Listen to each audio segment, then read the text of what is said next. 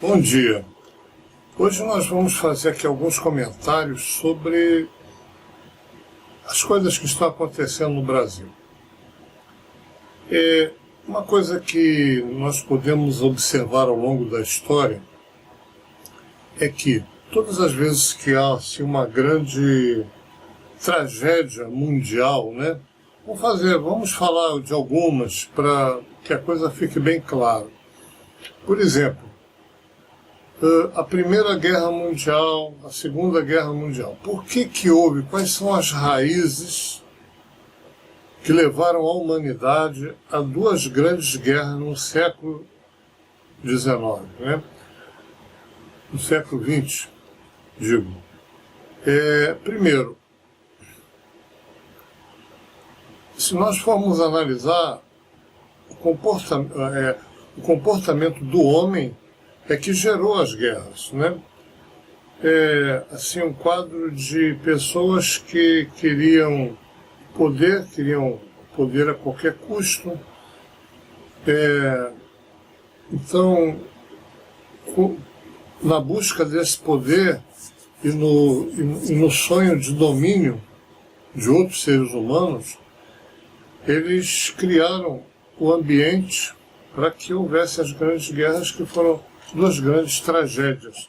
E a humanidade, nessa época, de uma certa forma apoiava, né? Existia um consenso entre as pessoas que, de uma certa forma, na sua maioria, apoiavam essas iniciativas de domínio do mundo, de conquistar mais poder, e isso levou a grandes tragédias. Se nós formos analisar, isso está na raiz tanto da Primeira Guerra Mundial como da Segunda Guerra Mundial. Então, por exemplo, na Segunda Grande Guerra Mundial, o que levou realmente à Segunda Guerra foi duas coisas. Primeiramente, uma certa opressão sobre a nação alemã, né? A Alemanha perdeu a Primeira Guerra, e depois da perda da Primeira Guerra, os países que venceram a Primeira Guerra, eles oprimiram a Alemanha. Obrigaram a Alemanha a pagar dívidas de guerra que eram impagáveis num país que já estava destruído, né, pela guerra. Precisava se reerguer, ainda teve que pagar dívidas de guerra, levando o país a uma brutal recessão, a uma brutal calamidade. E isso aí gerou um ódio coletivo, né? A nação alemã inteira começou a vibrar num sentimento muito negativo, que é o sentimento do ódio. E esse sentimento do ódio, ele começa a gerar uma onda negativa, né? Começa a gerar uma sintonia negativa, que sintoniza com forças negativas que estão no astral, certo? Isso tem efeitos funestos, consequências muito ruins. Aí apareceu, obviamente, o enviado das trevas, que vibrava nessa sintonia e que, obviamente, conseguiu hipnotizar aqueles que já estavam mais ou menos dentro do mesmo sentimento, né? Aqui no Brasil, e eu diria que não é uma coisa unicamente do Brasil, é uma coisa mundial, também nos Estados Unidos, também em alguns países da Europa, existe uma vibração muito negativa nesse momento. Antes, já vem de um ano atrás, um sentimento muito negativo. Esse sentimento negativo, ele se contrapõe àquelas conquistas sociais que foram adquiridas nos anos que variaram assim de 2002 a 2014, 2015. Foram anos em que houve grandes avanços sociais, em que foram instituídos programas sociais que levaram as famílias a um nível de bem-estar social maior. E o país, o Brasil como um todo, teve assim uma melhora em todos os sentidos. Ele melhorou tanto na renda da classe média, como até os ricos, como nos bancos, como também e principalmente as pessoas mais humildes, mais pobres. Essas é que tiveram a melhora, né? Esses que melhoraram mais. Mas, junto com isso, quando começou a haver uma melhora também das pessoas mais humildes, mais pobres, começou a despertar também um sentimento de inconformismo com isso. Muitas pessoas começaram a não gostar disso, de ver pobre indo, por exemplo, passear na Disneylândia. Pô, como é que pode isso? A Danusa Leão, ela caracterizou bem essa frase, disse assim, não tem mais graça ir para o exterior, porque a gente vai para o exterior e encontra lá empregada doméstica também passeando lá, qual é a graça que tem, né? Então esse sentimento que permeou uma parte da nação brasileira, aqueles que não gostam, não sentem bem que aquelas pessoas que vêm de baixo consigam ascender a determinados níveis melhores de conforto, de bem-estar, elas começaram a se revoltar contra isso, né? Isso é um sentimento extremamente negativo. Isso começou a gerar um ódio. O ódio contra esse bem-estar social, contra essa classe. Obviamente, então eles fizeram muitas armações, escândalos, denunciaram escândalos que sempre houveram. Todos aqueles escândalos que eles denunciaram, escândalo na Petrobras, escândalo da Odebrecht, isso aí é coisa que sempre houve. A Odebrecht ela já vem praticando esse tipo de comportamento, de pagar políticos, isso há muitos anos, desde a década de 20, segundo Emílio Odebrecht, que é o diretor da Odebrecht. Então, esse sentimento de ódio, de oposição a esse bem-estar social, fez com que quebrasse essas empresas. A primeira coisa que eles fizeram foi quebrar a Odebrecht e quebrar outras empresas de construção civil, né, que também atuavam da mesma forma, todas atuavam da mesma forma. Eu, por exemplo, que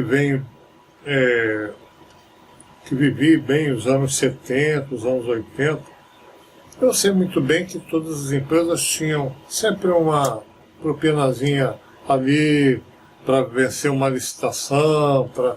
Isso aí é uma prática que já é normal no Brasil há muitos anos, né? Então, eles pegaram um sentimento de indignação da população e projetaram isso nos holofotes para que as pessoas começassem a odiar aquela administração que, segundo eles, era responsável por isso. Só que não era. Depois ficou visível, ficou comprovado isso, que o governo Fernando Henrique, por exemplo, foi que iniciou a maioria que iniciou o Mensalão, por exemplo, que iniciou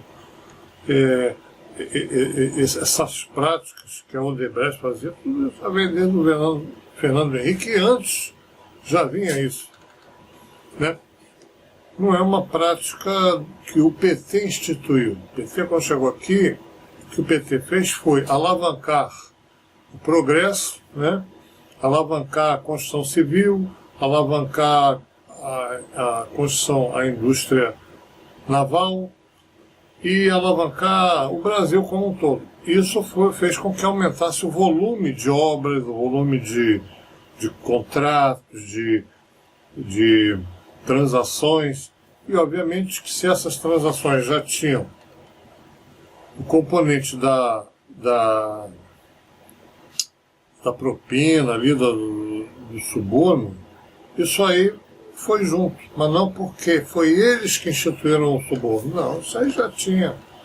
Todo mundo brasileiro, por natureza, ele é o cara do jeitinho, né? Ele chega na rua, chega um guarda, ele já pergunta logo se não dá para dar um jeitinho, e o guarda imediatamente assente, e você vai lá e acerta tudo na boa, entendeu?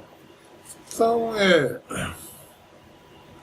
não tem jeito. Então, esse sentimento de ódio gerou não só aqui como no mundo inteiro, gerou uma onda muito negativa, né? Eu não vou dizer aqui que essa pandemia é consequência disso, mas eu fico às vezes desconfiado que isso possa ser um karma coletivo gerado por esses sentimentos negativos que afloraram. Esses sentimentos já existiam, né? Mas eles afloraram. Agora, no caso brasileiro, nós estamos aí com um representante que ele pensa de uma forma muito negativa, muito negativa. Por quê? Primeiro que ele é favorável à tortura, né? Ele enalteceu um torturador ali no dia da votação do impeachment da Dilma, ele enalteceu um torturador. Só isso aí já o desclassificaria por completo para mim, né? Eu já não gostava dele, óbvio, mas isso aí já o desclassificaria por completo. Mas por incrível que pareça, esse sentimento de ódio, ser favorável à tortura, ser favorável à ditadura, ser favorável à morte, ao assassinato, isso encontrou ressonância em uma parte da população, que na verdade é assim. Existe uma parte da população brasileira que ela é assim, pensa assim. Eles querem resolver tudo na base do pau, da pancada, não gostam de pobre, não gostam de povinho. Isso às vezes fica até explícito em certas novelas, certos programas. A gente vê isso, né? Isso aí remete para um certo sentimento da população, né? De algumas parcelas da população que tem esse pensamento. Não é todo mundo da população que é altruísta, que quer que o pobre tenha assistência, não. Não. Talvez até esse pessoal que pensa muito negativamente seja uma minoria, mas eles conseguiram convencer uma boa parte do eleitorado de que havia corrupção. Então essa parte do eleitorado que foi enganada, na verdade, junto com esses, que eu acho que são minoria, eles devem estar aí na faixa dos 35%, para ser mais preciso, eles conseguiram formar uma maioria a favor de um sistema que é contrário a tudo que possa se imaginar que seja bom. Tudo que possa imaginar. Eles são a favor do desmatamento, são contra a cultura, contra os pobres, contra as empregadas domésticas, contra o trabalhador. Ou seja, no fundo, eles são contra o Brasil. Eles vão na contramão do mundo, né? O mundo já vê o Brasil como uma piada, né? Um palhaço do governo, né? E esse cara, obviamente, ele está circundado de uma vibração extremamente negativa. E quando a pessoa está vibrando muito no negativo, ela começa a apresentar desequilíbrios, né? Começa a ficar desequilibrada, né? Foi o que aconteceu, por exemplo, com Hitler, né? O Hitler, ele, em determinado momento, ele ficou tão envolvido com as forças do mal que ele ficou totalmente desequilibrado. Se nós formos analisar o comportamento dele no final, ele estava maluco, estava louco, ele perdeu o senso da realidade, né? E da mesma forma, todas as pessoas que vibram muito na vibração negativa, elas começam primeiramente a sentir uma falta de paz, né? Porque estão distanciando da luz, se aproximando das trevas, isso aí gera falta de paz. Gera uma certa angústia, uma certa ansiedade, um certo desconforto. Isso aí vai aumentando, aumentando, à medida que você vai se heredando mais no campo negativo, você vai ficando cada vez mais heredado, cada vez mais intranquilo, sem paz, angustiado, né? E isso vai fazer com que ele comece a cometer vários atos que revelam o seu desequilíbrio, né? Se nós formos analisar O seu Jair Bolsonaro, ele não dá uma dentro. Ele é o seu maior inimigo neste momento. Ele faz tantas coisas que vão ter uma repercussão negativa que ele acaba sendo seu próprio inimigo, né? Ele acaba caindo no conceito popular como uma pessoa que não está preparada para o cargo, em primeiro momento, em primeiro lugar, e outra, que está envolvido com uma série de irregularidades, de crimes, etc. Ele comete crimes, né? Mas isso é por quê? Porque ele está sob uma orientação de uma influência negativa, que se sintoniza com o modo de pensar dele, um modo voltado para a violência, um modo voltado para a morte, né? Não, a última dele é: está morrendo gente, e daí? Qualquer governante estaria muito preocupado, estaria consternado. Ele não, eu acredito que ele já tenha se infectado, porque ele não quer revelar o exame dele. Se ele não tivesse infectado, ele ia revelar: está aqui meu exame, ó, eu estou bom, não me infectei. Mas ele não quer revelar porque ele se infectou, certo? Provavelmente ele não desenvolveu a doença, mas se infectou, como muitos se infectaram e não desenvolveram a doença. Agora,